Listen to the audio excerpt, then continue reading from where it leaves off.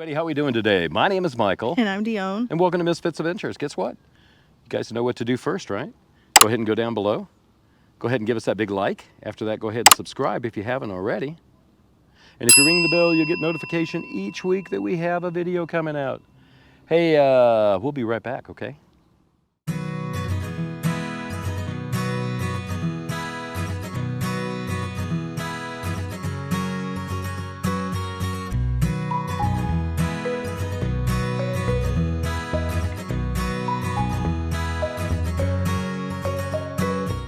Hey, we're back. Guess what? We're leaving here. We've been at Diaz Lake. It is really pretty here. This is Owens Valley, basically.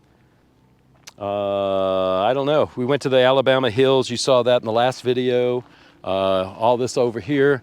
You could barely see the tippy top of Mount Whitney up there. I'll show you some drone footage of here. That right there, there's a pipe, looks like something concrete right here. Well, that's the aqueduct, and it goes all the way down into LA. So that is Owens Valley water from the reservoir. That's part of it. So that's pretty cool. But you can see Mount Whitney, wait, a little teeny little top of it up there. If we back up, maybe you can see a little bit more. See how far I can back up. Yeah, so there's a little bit of white on that rock right there. Well, that's not on that rock, that's Mount Whitney on the other side. So like I said, I'm gonna show you the drone footage of the park, and let's do that.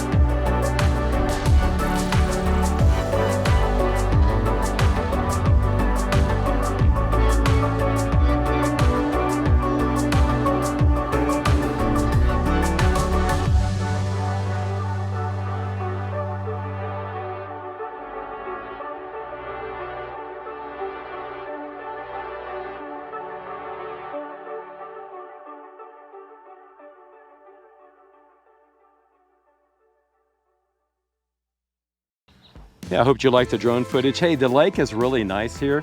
We're gonna leave early. We were supposed to stay tonight too. We got here yesterday afternoon. We did all the sites. We went to Alabama Hills. We went to the museum. We went to all sorts of different places yesterday. We're not really set up to camp out here, I guess, yet, because our refrigerator decided it doesn't want to go on and switch on to propane. There is no electricity out here. There's no full hookup. So that kind of sucks. Kind of puts a dent in our adventures, I guess, for a minute. One good news, though, we're going to go up to Bishop. We were going to go tomorrow. We got lots of things going on. Snow on Saturday, snow starting on Friday afternoon and going into Saturday in Truckee, California, near Lake Tahoe, where we're going to be. So the roads, I don't want to be out at night. It's going to go from rain to snow in the evening time and overnight. And I think all day Saturday it's supposed to snow. And when I say snow, it's not like it's going to get 6 feet. They say probably 2 to 3 inches, maybe at the most 3, but maybe 1 to 2 inches basically. So that's a consideration we have to make. Boondocking, number one, and getting up to where we got to go. Right now, we're about 400 miles away. We can zip up there right now and go, but I kind of want to see some sights. So does she. So what we're gonna, this is what we planned on doing. We talked about it last night. What do we do? Just go straight up there or whatever? We're gonna go up to Bishop, to where we normally would stay at an RV park. We're gonna get that ice cold refrigerator ice cold again. Yes. We're going to make sure everything's charged up, all our batteries and everything. It could be that we just don't have enough battery oomph from the onboard batteries that turn on everything. But I don't know that for a fact. So usually we're plugged into electricity, but now we're not. So I just don't know. It just doesn't turn on. And I don't want to, we got food in the freezer. Don't want to ruin it. What Dione has always done since we've been together and we've been doing this, she'll take bottles of water and freeze them like 2 weeks ahead of time. Fill up the freezer with bottles of water if we can. And then when we leave, we fill up the refrigerator and, you know, keep everything nice and cold while we travel. So we haven't opened the refrigerator up all day yesterday and all night last night. We did in the morning, and we just decided this wasn't gonna work. So we just went ahead and, gosh, bugs out here. We went out here and just turned it off, and I said, just don't go in it. So last night we ate out. We had McDonald's, unfortunately. That's the only places around here. We had McDonald's. There was a sandwich plot that was closed. Something else that we were looking, I don't know. There's a lot of restaurants here, but we just don't have a lot of money to go to them. So what we're gonna do is, this is the plan. We're gonna pack back up, we're gonna hook back up, and we're gonna head out. We're gonna go to Bishop. We're gonna, on the way there, or maybe when we get there, we'll unpack and we'll go down a couple miles is all it is. We'll go to the Laws Museum and check that out today. How's that? All right, the flies are killing me. I'll show you what we did though. We got here, there was like 1 billion flies. So we have this fly trap, and I decided to go ahead and use it. So we filled it up with some water, and yeah, there was a whole bunch of ants on this thing, and the ants are gone. I killed all the ants for them. That's a good thing, huh? And yeah. So I don't see any bugs in it, but guess what? We don't have any over there as much as we did. Hey, guess what? We made it. We are here, and here is Bishop. Yes. Yeah, we're at the Highlands RV Park in Bishop, California. Nice little park. You can see all the really nice place to park. It's all paved. I got a nice little, this used to be grass actually at one time. Yeah. They tore it all up. Yeah, so they got that. They got a picnic table. So another person will be in here for the night. These are just pull-throughs. Got everything hooked up really well. Nothing leaking. Yeah. So what we're gonna do today, we're gonna go to Laws, like we wanted to do. We had to wait till about 11 o'clock, so we kind of left it just about 10 minutes to 12, which is Diaz Lake. We got up here at just about 15 minutes, 20 minutes after 1. Yeah. So by the time we got down and everything, right now it's about 2:30, and so it's a little late, but that's okay. We're gonna go check out the Laws Museum like we did before. There's some neat stuff I want to check out and just to look at again. I don't know. I like that place. I thought it was really cool. So we'll go and check that out and get this video out for you. We do have Starlink on. I have hot and cold running water. We have air conditioning. Yeah. The refrigerator issue. And the refrigerator issue is, it's working. It works on electric, but it doesn't work on gas. So that means that it's probably all dirty inside from all the dust and dirt and sandstorms that we've had. We just need to blow it all out, clean it up for the next time. We didn't do that before we left. I think that was our fault. We have a bunch of pork that we cut up. We haven't eaten any of it yet. It all kind of thawed out, like maybe not, but it was also still cold. Like I said, we haven't been in the refrigerator for a while, so it's like a ice chest basically. It locks and it's tight and it seals, so that's good. No air can get in. As long as you don't keep opening it up, it should be good for 24 or 48 hours, they say. Well, Ours is okay. We're just gonna have to cook the meat a little more than we would, that's all. Yeah. But everything else is okay. The sauces and stuff are still ice cold. There's still ice in it that we had. We had spaghetti sauce, we had some chili in there. So it's nothing big, you know, not a lot of food. And the refrigerator, we had food in it, and it's pretty good too. Yeah, I put ice bottles in it. Yeah. So that's what we do. I mean, I took like a half a case of waters that we had, because we had bought a case, and then I took half the case out. I put it in there, let it freeze all up. It took about a week to get all that frozen. And then after it was all frozen and everything, I stuck it in there before we left it in there. Yeah. And shut it down. So it helps. It helped a lot. Without doing it, I don't think we'd have food. So it would probably be really hot in there by now. All right, guys, we're gonna go off to Laws. Let's go, okay? Yeah, get in the truck, we'll go, right? Right. All right, get in. All right, guys, we are here at Laws. This is what it looks like. Looks like an old town. This is the railroad depot that they have restored and built. Really pretty. They close at 4, 10 to 4 is their hours. Really pretty. Been wanting to come back and see this place. It was during COVID the last time we were here. So we're gonna run inside, and absolutely no smoking. Everybody must wear shoes, pets on leash, register inside before entering. Laws Museum. Hello. How are you? Good. You just getting here? Yeah, we just walked in the door. If you guys want to sign in over here. Oh, neat. So we are here. We're going to walk down the town, check it out. Donations are accepted, appreciated, and 10 bucks a piece would be really nice. That's what we did. So yeah, let's go check everything out. This is what I remember. This was during COVID when we came here. So there's lots of neat stuff. This is photography, and this is my favorite room. Miles, you see all these old cameras and stuff. Check it out. There's an enlarger. If that's a Federal, I had that exact enlarger. That was my first enlarger. Just a light bulb and a lens on a platform. And I could use that whole thing right now, and I could use that as a, probably to take pictures of pictures, you know, to recreate the pictures that I have. I got a bunch of pictures of my dad that I want to do. Check these cameras out. Look at these, Miles.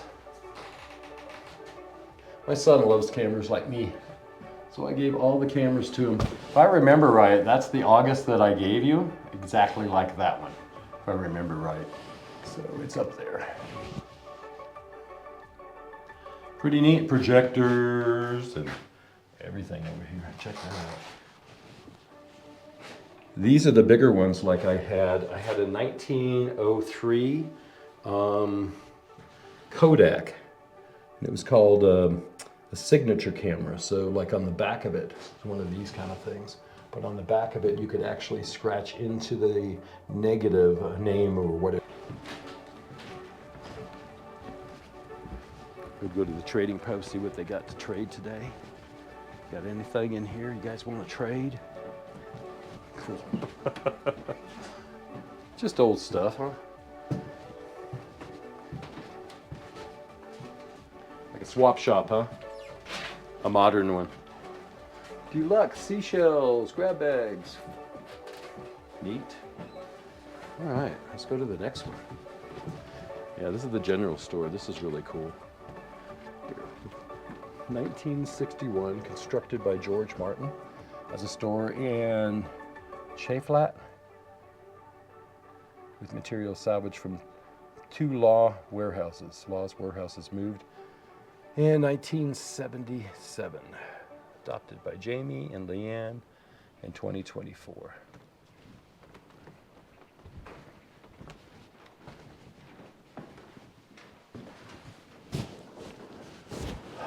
Quaker Oats up there. Mm-hmm. Carnation malted milk. Yeah. They got a little malt in the powder. A little malt powder in it. So you can make milkshakes. No glasses down there. I got new glasses, guys. Hey, look. Look, see, new glasses. I got to get them adjusted, but they're really nice. I can actually see better than I have before since I haven't had glasses now in 6 years. So yeah, I got glasses. Hope you guys like them. Check this out. Look at that, warranty gum. I bet you that's worth some bucks. I bet you all this stuff is. They have so much stuff in here, it's amazing. Oh, that's nice. Look how pretty that is. Ooh, neat.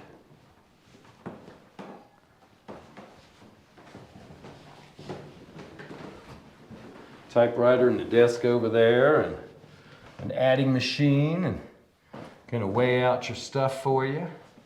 That looks like a coffee grinder or a meat slicer. I'm not real sure. I think it's a meat slicer. That's an old meat slicer. You spin the wheel around and the blade goes. Yeah, that's cool. Before the motor's in them. Some ladies' hairbrushes and combs. Pretty jewelry. We got cooking stuff in the back there and washboards. They got everything in here. So, hey, nice potbelly stove in here. Bunch of safes.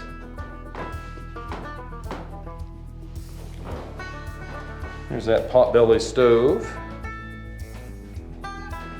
All right, got some kids here. Little farm implements. Cat rides back behind that and plows. I think they probably seed with that too, huh? Is it? No, I don't know. Can't be a seeder, but it's got the plows on the back. That's neat. This home building was built about 1915 as a chicken coop. Huh. A local ranch in North Michigan. Oh, okay. We'll see what's in it now. Is this where all the saddle? Oh, it's a tack room. And it is a, that's right. Check that out. These are all the brands around town. Keyhole, Circle K, or Circle H, I should say. Meat Hook. BO is O beef, or OB. Yep, so when you die, they put you in a wicker basket. This is the horse-drawn hearse, wicker body basket underneath, with a casket inside. Ooh, look at all the, it's nice. Drying out and splitting a little bit some of the wood in here. Wow. I really like the saddles.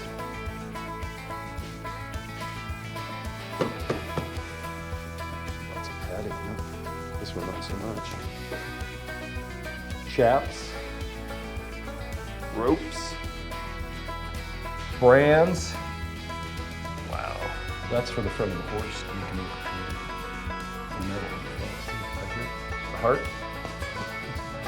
Up on top. No, it should be the 20 mule team out of wire. You can see that? They got the original here on the property. You can check that out.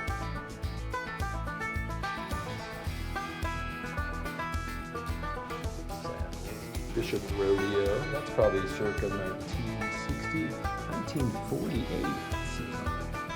Cool. Huh. Really neat. And, barbed wire. They have another room full of barbed wire also. So we'll go check that one out too.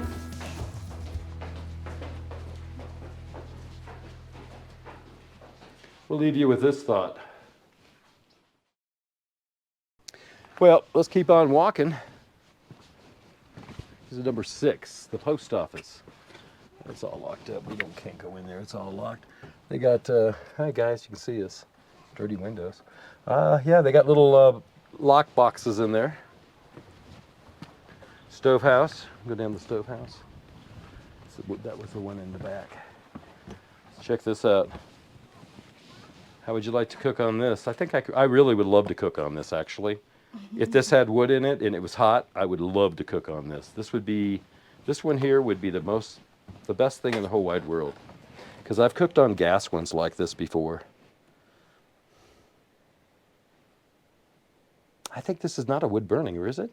I don't see where you would put the wood. I think it's coal. Yeah, you drop the coal into these boxes here maybe. Then it heats it up. Oh no, the side, look at that. But yeah, they make these in restaurants, you know, nowadays, all stainless steel with the tops on them, and you just flat tops, kind of like a flat top. Stove shop was originally an old miner's shack. This is number 7 on the list if you're keeping track. Ooh, that's nice. Some old ones. Check out what's next. Look at this big press. Printing press, that's what that is. See? Do the handle on it, moves it in, push down on it, presses it down, the typeface is on it. We got some trains over there. All right, so this is the printing gallery, and like I was telling her, in junior high school in Los Angeles, they had a lot of different types of places, or in school you can learn how to do anything. You can learn how to, they called it graphic arts back in the day, printing, setting type, doing all that stuff. And that's what this is. These are all plates that they make. So it's like a negative, and then when you put ink on it and put it on paper, it becomes the positive. So it's always backwards. Everything's backwards written. You can see that. The desk was made locally in Pleasant, Arthur Chatfield, whatever, in 1885. Wow. That was the desk over there. That is so cool. Look at that. When life was cheap. When was that? It wasn't even cheap then because, you know, probably just as expensive as it is now. So this is lead. Lead is what they made the typefaces out of. So that probably wasn't any good. I know that I used a lot of tape and setting type. I don't know if they'll show it to us. But yeah, I could run any of these machines in here, I'm sure. I got taught when I was a kid. No, I don't know if I could anymore, no. But you see, this is all the type, and this is how you'd set it up, and then you'd put the lead spacers in between them. And then when you would put the ink on it and you put it in one of these presses, you can see a roller over there on that table. You roll it up, right? And then you put your paper on top, and then you take your paper and you put something over the top of it so it kind of makes it so it gathers. And that's what this machine does. You turn the wheel, it takes multiple papers. You put a paper into a little sleeve over there where it says 9. On that white sheet that goes this way of whatever, it comes up with the typeface on it.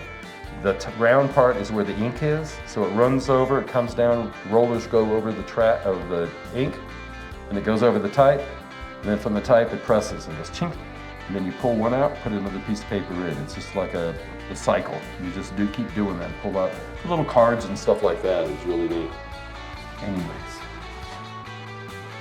that's an old inner type. I don't even know, you type on that and actually type stuff. That is really super friggin' cool. I bet you that is for like a newsroom or something. Then you got all these small little presses over here. And they call them presses because they actually press down on the type, the paper. It pushes down, something pushes down on the paper onto the type, and it actually engraves onto it or embosses onto it, or the ink just gets onto it. So you can see the type and see what it says. Yep, paper cutter here. That's really cool. We had some big paper cutters, look like metal cutters. Here's the typewriters, adding machines. Check that out. Let's see what's next, huh? We'll go into the next one over here, which I think is oh no, the beauty shop is way down further. This one's something else. In between, they have a lot of farm equipment and stuff like that. Look at the old push lawnmower. I bet you that sucker still works. My dad took one of those, took it off, took one of the wheels, screwed a peg into it so you can turn it, the wheel, made the blades turn, and he actually used it to chop down stuff for the garden for compost. Isn't that cool? This house was built and moved from Laws, Okay, from Bishop to Laws. It was built around 1920. cool. Pioneer building. That's what she was saying right there. This is number 9. So in here, they have all sorts of neat stuff. They got everything. They got the kitchen sink. They got the bathtubs. Look at the vanity over here. Wouldn't that be nice to have nowadays? Modern it up a little bit, clean it up, clean up the wood. Get a little potty right there for you. Little bed chamber potty. All the guns, all the rifles, all the pistols. Oh, this looks like a sub-nose 38 right up there, the top one. Second one, I don't know what that is. These firearms all have been prevented from shooting. Sewing anyone? Get an old Singer. That's worth some money, I bet.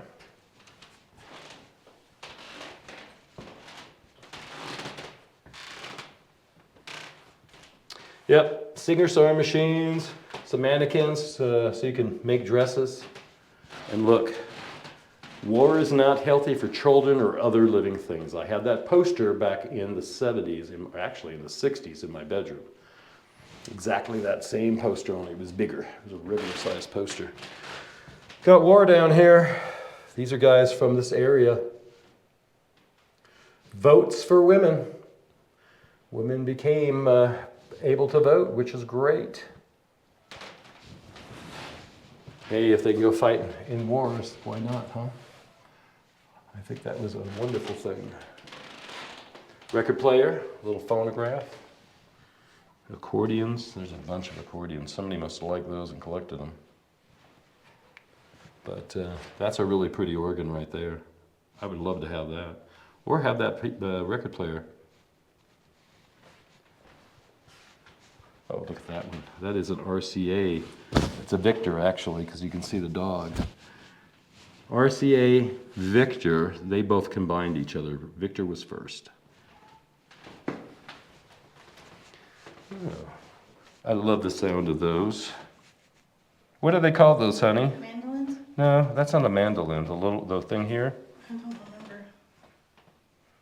Because they play it with a bow. See the bow there? I don't remember what that's called. A dulcimer or something? I don't remember. Anyway, that's really pretty. Look at all these portable record players back in the probably what, the 30s, 40s? You got to be rich to have one of those suckers, I'm sure. Wow. Penneferthing bark? That's awesome. I don't think I could ride that ever. These are teletype machines. So, what would happen in a TV station or whatever? This would be in there, and it would just go ta-da-da-da-da-da-da-da, and it would type automatically, and it would tell you all the news and what was going on if something special happened or whatever. The paper kind of looked like that stuff right there. That's what it looked like. You see the paper that's in there? Yeah, that's pretty cool. Communications back in the day. See the tape coming out? That was like the ticker tape for stock market. Yeah. Got phones up here.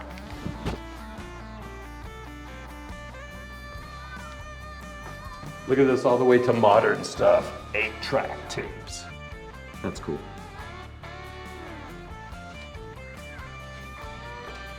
Some tools, electronics tools to fix things. And then look, we got some portable radios and clock radios. That Zenith, I think I had that Zenith. Or my mom, somebody had it in our family. I just remember seeing those. All this test equipment stuff down here, that's really cool. That's an oscilloscope. One with a little scope on it. It reads sine waves of electricity in radios and frequencies. That's what that all does. The only reason why I know this kind of stuff is because my stepfather, he was electronics engineer, and he used to build ham radios, and he had all this old equipment. I used to get into it, turn it on, and check it out and see what it would do. Oh, another graveyard of stuff. Look at that old, jeez, that's big. You see that? That's huge. Let's go with the next one. Next one's closed. It's the barn. It's the livery, isn't it? We're gonna have to go around to the next one probably. Yeah, we can go inside. Oh, this is it. Remember? This is the cars and the bus and the fire. Oh man, I wish we'd go inside.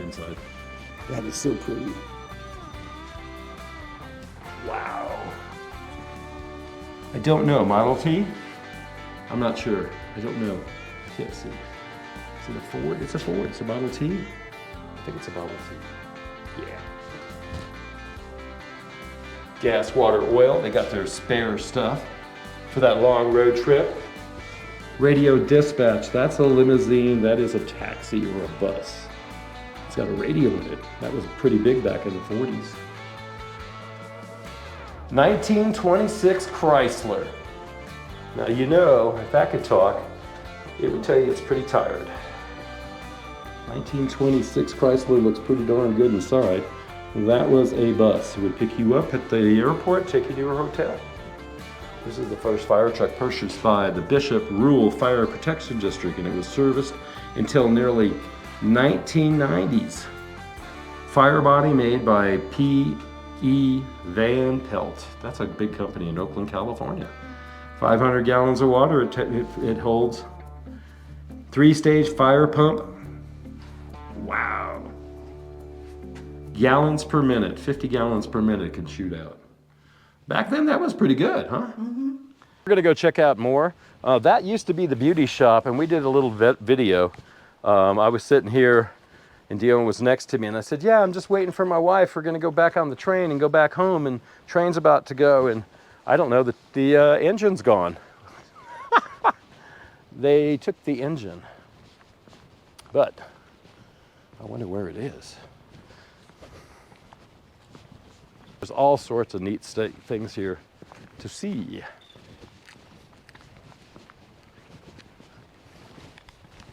So you guys got to come out and check this place out. Like I said, this is our second time here, and I really like it. It's 11 acres. It's got totally so much stuff to do. Walk around, bring the kids, show off the past, man. History is where we came from. You guys, you know, you gotta know your history. See the horses over there?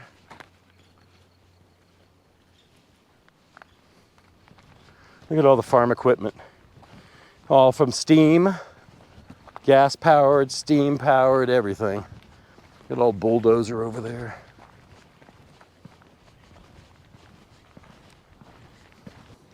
So Dione was saying that this one is a different one. I think this one is the one that was outside.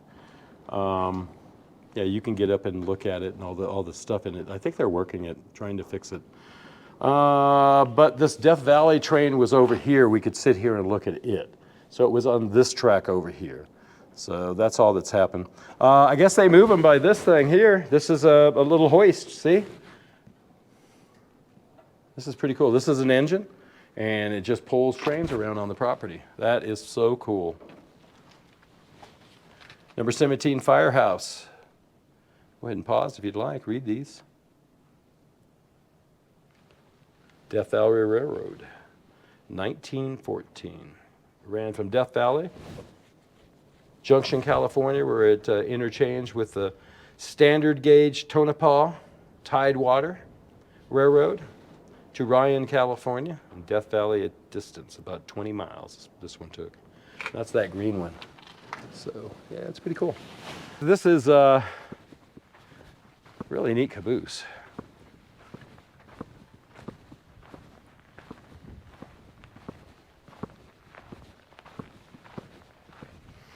A couple of years ago when we came here, I always wanted to live in this thing. I think that would be so cool, but it's getting more weathered and more weathered. Yeah, the railroad used these for their workers. Any of the cars like this, they would take off and take the wheels off and everything and just set them down for people. So this is the Carson, Colorado caboose, number 1. This caboose was built in Virginia and Truckee Railroad. So that's where we're going, guys. So this is what it did. In Carson City, Nevada in 1883. It was originally built to serve the combination of passengers and baggage cars, but very shortly began to put into service. It became the caboose and was numbered 1. Cool beans. Check out the rest of it if you want. Yeah, I don't know what this plastic's doing on here, but we can look in. Well, they got more wood in here. Looks like somebody's going to try to restore it, maybe. I'm hoping. All this stuff needs to be restored, doesn't it? Mm-hmm.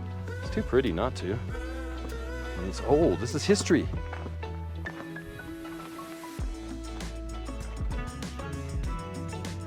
Really neat. Yeah, so they brought the train off that track from down here, just pulled it all the way down, went out to there, and then it came back in here, and then went into the barn so they can go ahead and fix everything. So that's how that happened. We were wondering how that got there. Let's see what this is. Stop. Tank car connected. Watch out for snakes in the grass, guys. Okay, this is number 19, oil pump house. This building housed the oil pump and heater. The fuel oil for the steam locomotives was bought here in tank cars. It was dumped into a sump pump between the rails. There you go. So that's what they did right here. So this was a working railroad out here. Nice belt on it, pumps out all the water. Wow. Few miners are fortunate enough to be dry.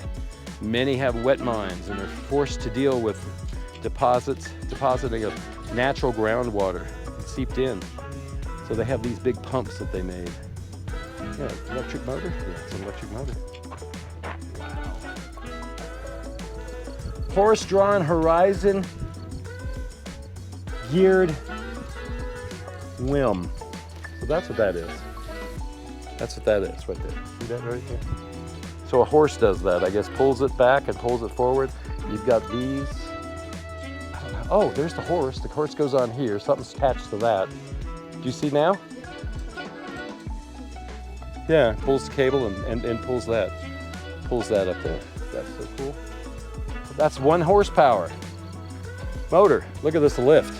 Take you down into the mine. Marble Canyon this came from. Head frame. Even the smallest of mines, there comes a point when the miners' tools, rocks, and water need to be hoisted out.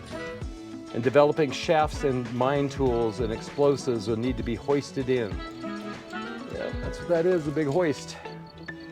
Huh, what's this over here? Oh, that's right, that's how they get them out. Okay. So this is what I wanted to show you guys. This is too cool. This is the original 20 Mule Team Borax wagons. They were restored years ago. Ooh, they got some more stuff in here. Yeah. So these wagons here were filled with borax. And I don't know if anybody knows what borax is. There was a TV show, cowboy show on TV. 20 Mule Team Borax, and they would go down and they'd work the mines and get out this dirt that had borax in it. Borax was used to clean all sorts of different things with it. But these were the carts they used, and somebody actually painstakingly went over all of them and fixed them all up. So this is really cool.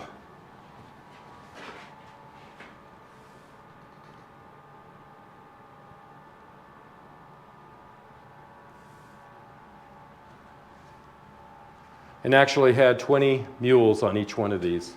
So that was pretty cool. You can see how they did it.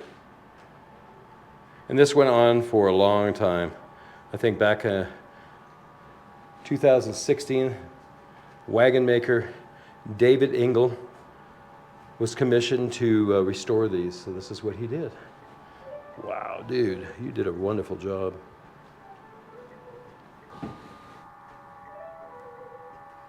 Pack mules. Mules have been everywhere, man. Pleasure riding. California Governor Ronald Reagan rides during Bishop Mule Days. So they have mule days here. A couple other places have mule days.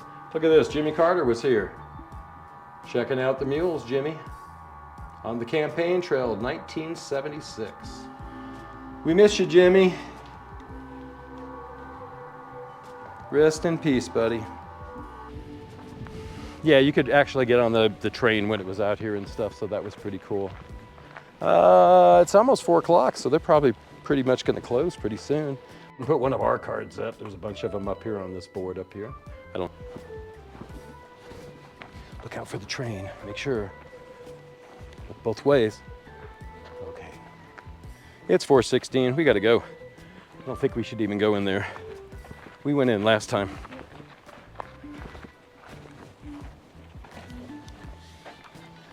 Yeah. They're locking everything up, so we're gonna split. We're gonna be good customers and leave when it's time to leave.